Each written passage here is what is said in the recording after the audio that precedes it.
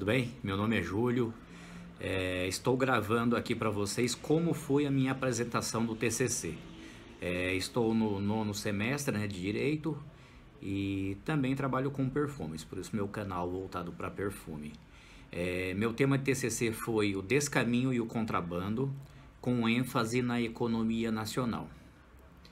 Bom, eu fiz uma pesquisa básica, né, com objetivos descritivos, com abordamento qualitativo e realizada em procedimentos bibliográficos e documentais. Essa pesquisa ela foi desenvolvida no intuito de levantar e analisar a problemática de como está previsto a norma jurídica, né, desses delitos, e quais os impactos causados pela atuação do crime organizado e pequenos contrabandistas, e em especial na importação e comercialização de itens contrabandeados ou postos em território nacional sem a devida arrecadação de impostos. Eu tratei sobre a perspectiva econômica, realizando uma discussão acerca da cultura nacional de adquirir mercadorias contrabandeadas e desencaminhadas, e também os impactos socioeconômicos do contrabando, todos sobre o viés da atuação direta, principalmente do crime organizado, mas também levando em consideração o chamado esquema formiguinha e as mulas, que consiste no ato em que pessoas atravessam a fronteira reiteradamente, trazendo pequenas quantidades de mercadorias contrabandeadas e desencaminhadas.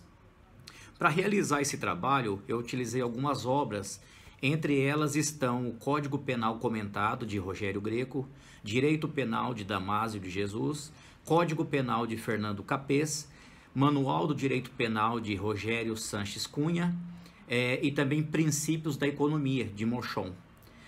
Também utilizei dados da Receita Federal, do IDESF e do FNCP, né, que é o Fórum Nacional de Combate à Pirataria e Ilegalidade, e o IDESF é Instituto de Desenvolvimento Econômico e Social de Fronteiras.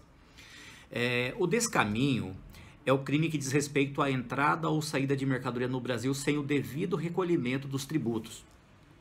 Sua pena é de 1 a 4 anos de reclusão, a sua pena prevista. E ele está no artigo 334 do Código Penal. Já o contrabando, estamos falando de mercadoria proibida em território nacional, ou seja, importar ou exportar mercadoria proibida.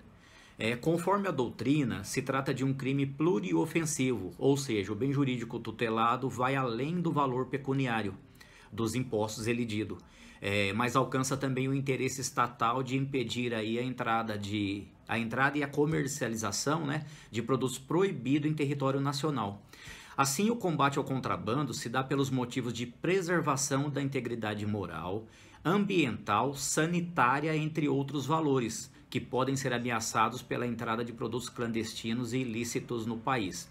No contrabando, a pena é de 2 a 5 anos de reclusão. Ambos são crimes de fronteira e é um delito de competência federal. Nos parágrafos 1º e 2º dos dois crimes, tanto o 334 quanto o 334-A, trata sobre os atos assimilados, e aí eles têm a mesma pena do caput. Já o parágrafo 3º, que no caso, quando a ação é praticada via aérea, fluvial e marítima, a pena é em dobro. Segundo doutrinadores, né, pelo fato da escassez de fiscalização. O bem jurídico tutelado é a administração pública. Entrando em detalhe, o bem tutelado é a fazenda pública que quer ver pago os tributos. Não é correto falar que o bem lesado é os impostos, apesar de no artigo 334 citar impostos, mas estudando as doutrinas, percebe-se que o correto é dizer tributos.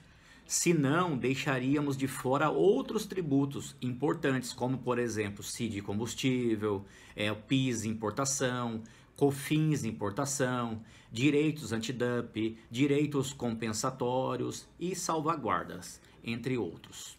Tá? O contrabando é um exemplo de norma penal em branco. No contrabando, vale ressaltar que é admitido pela doutrina como crime residual de natureza genérica, pois somente será aplicada nos casos que não configurar outro crime específico, como, por exemplo, importar ou exportar drogas. Neste caso, praticará o crime de tráfico de drogas e não contrabando. Tal conduta se enquadraria no artigo 33 da Lei 11.343 de 2006, que é a Lei de Drogas. Em caso de importação e exportação de arma de fogo, acessórios e munição, sem autorização, né, da autoridade competente, aplica-se o artigo 18 da Lei 10.826, que é o Estatuto do Desarmamento. Então são dois exemplos aí que aplica a lei especial. Houve uma mudança na legislação muito importante. Foi sancionada a Lei 13.008 de 2014, que altera as disposições do crime de contrabando e descaminho. A antiga redação do artigo 334 do Código Penal estabelecia as condutas de contrabando ou descaminho em um único tipo penal. Com a alteração trazida pela referida lei, o novo artigo 334 estabelece condutas relativas tão somente ao descaminho, enquanto o novo artigo 334-A prevê condutas do contrabando. Ambas as condutas eram apenadas igualmente com reclusão de 1 a 4 anos. Com a recente alteração, o legislador manteve para o crime de descaminho o mesmo patamar, sendo que para o crime do artigo 334, o contrabando, a pena foi aumentada para a reclusão de 2 a 5 anos. Justo, né? Um crime mais gravoso. Bom, as condutas equiparadas ao delito de contrabando também são apenadas com reclusão de 2 a 5 anos. São as chamadas condutas de contrabando por assimilação. Aí é o exemplo de transportar, armazenar e vender as mercadorias proibidas. Então podemos ver que esse crime não é preso a pessoa só na fronteira. Pode estar em qualquer local do país praticando um ato desse assimilado. Bom, também deixa de se aplicar a suspensão condicional do processo, né? Porque como aumentou a reprimenda do contrabando, não cabe a suspensão condicional do processo. Também foi uma medida muito importante que essa nova redação da lei trouxe. No parágrafo 3º, no crime de descaminho e contrabando, a redação anterior considerava que a pena seria aplicada em dobro se o delito fosse cometido mediante transporte aéreo e tão somente. Pois bem, a nova lei entendeu esta previsão, estendeu essa previsão também para transportes marítimos e fluviais, ou seja, mares e rios. Então é outra medida importante aí que a mudança do tipo penal trouxe. Quando praticado por agente público, se enquadra no artigo 318, aí tem uma punição maior. A pena é de reclusão de 3 a 8 anos e multa. Né? O artigo 318 diz que o funcionário, o agente público, no caso, se facilitar, né, com infração de dever penal a prática de contrabando e descaminho. Aí se enquadra no 318 com essa pena também mais gravosa do que o próprio descaminho e contrabando. Uma novidade também que foi trazida pela legislação é a cassação da carteira de habilitação. Com a sanção da Lei 13.804 de 2019, o motorista que for condenado por dirigir veículo usado para receptação, descaminho ou contrabando de mercadorias, terá sua carteira de habilitação cassada pelo prazo de 5 anos. Isto também se estende o seguinte: se o motorista infrator condenado não tiver habilitação, ele vai ficar proibido de tirar a habilitação por 5 anos também. Uma outra medida importante é a perda do veículo. O transporte irregular de mercadorias pode gerar o perdimento do veículo. Transportar as mercadorias, né? Oriunda de contrabando ou descaminho. E a pena é aplicada pela Receita Federal do Brasil em processo administrativo em instância única. Essa sanção aí de perdimento está tipificada nos artigos 104 e 105 do Decreto-Lei 3766. E existe um projeto aí em andamento, né, tramitando no Congresso, que é o projeto de lei 5.365, ele é do ano passado, né, de 2019, ele altera esse decreto que eu citei agora, o 37/66, mas está tratando sobre o mesmo assunto, sobre o perdimento do veículo utilizado na prática desses crimes. Falar um pouco para vocês agora sobre o princípio da insignificância. O princípio da insignificância tem o condom de retirar a tipicidade material de uma conduta, a qual será considerada, portanto, atípica.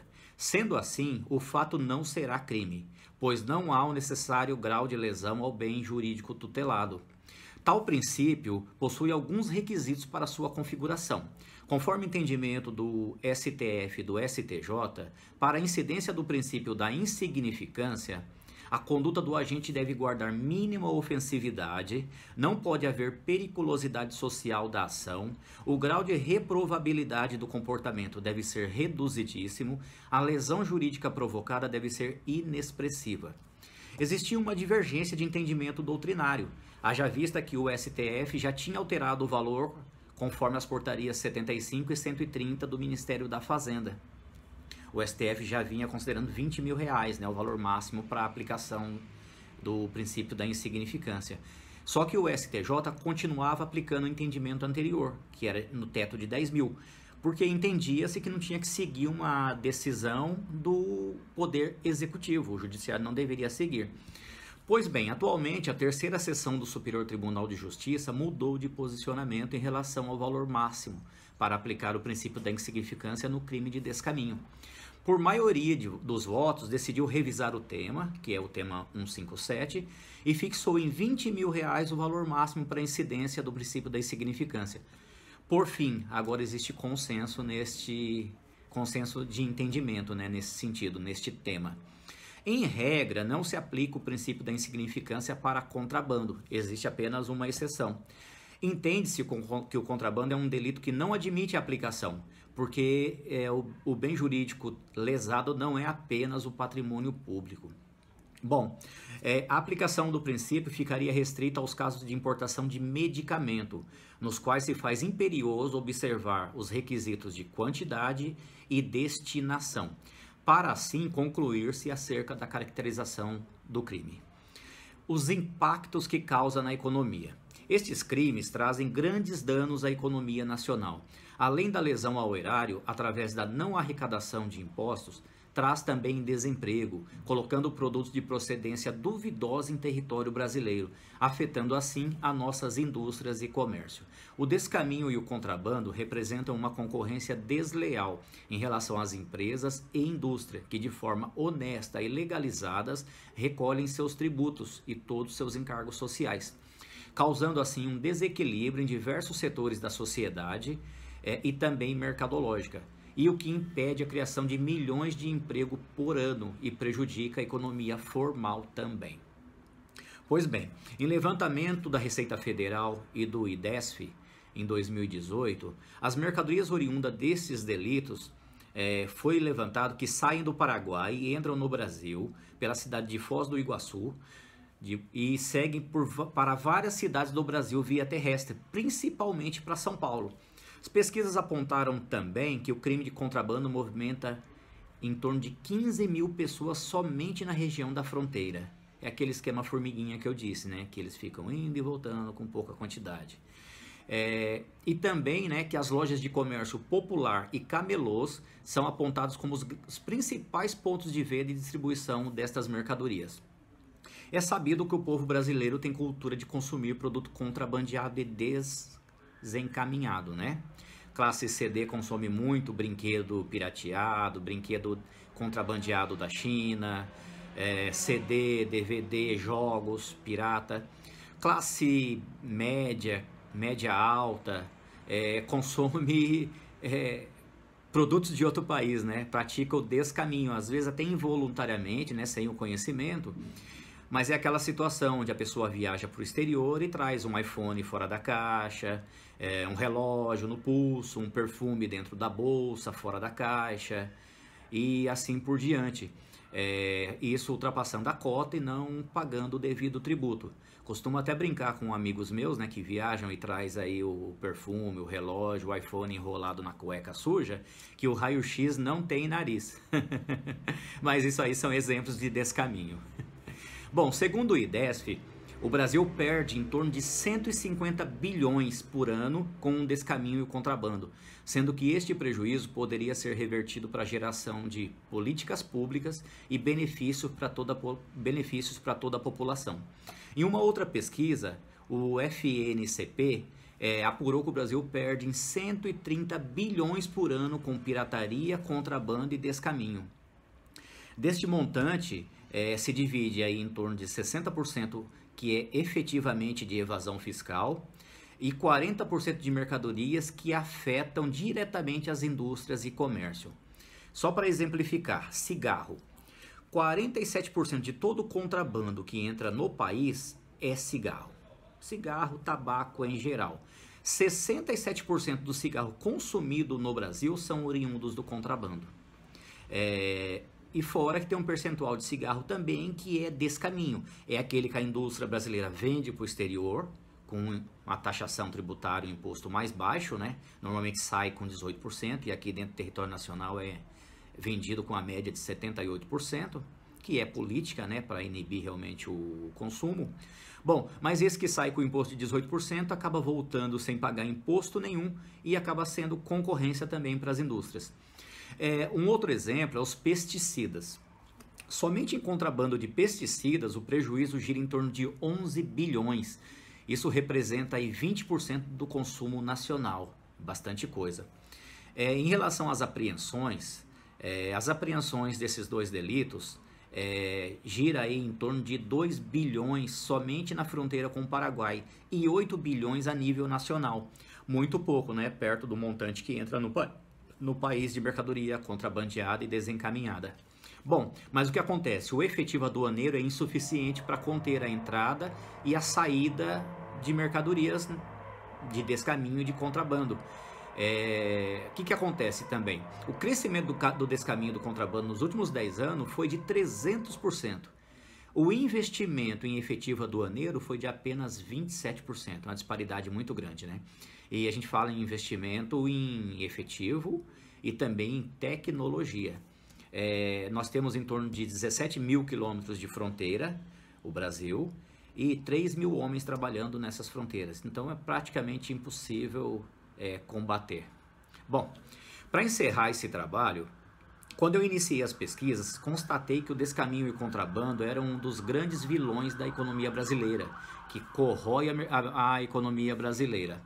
Diante disso, a pesquisa teve como objetivo geral identificar os pontos chaves deste delito que afetam a economia através da concorrência desleal do mercado nacional, afetando a indústria e o comércio, entre outros. A hipótese foi confirmada, pois mesmo com reprimenda relevantes, a pesquisa apontou vultuoso valor de impostos não recolhido ao órgão público e grande influência financeira em indústrias nacionais e comércio local. O primeiro objetivo, focado na previsão legal dos crimes, foi alcançado. Já o segundo objetivo, sobre a atualização da lei específica, também foi amplamente alcançado. No terceiro objetivo, foi pesquisado sobre o impacto do descaminho e o contrabando, que também foi amplamente alcançado, e eu expus aí para vocês os números.